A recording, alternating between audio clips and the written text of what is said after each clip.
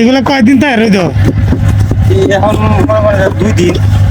2 দিন থাকবো, তারপর কি পুরাই দিন নিবো? হ্যাঁ, 2 দিন থাকি এনে যে আবার এনে থাকবো আবার 15 দিন।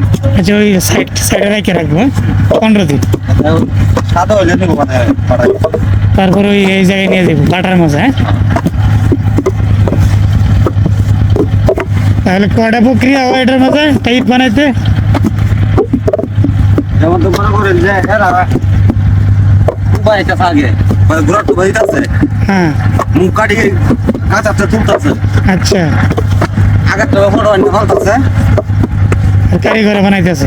আমরা বানাই যাচ্ছি, তাতে আবার কিন্তু আবার রেজার নিবো বাজার বাড়ার ভিতরে, আবার তুলবো, আবার আমলতে বাড়বো। 7-8টা স্টেপ আছে টাইট বানানোর আগ পর্যন্ত।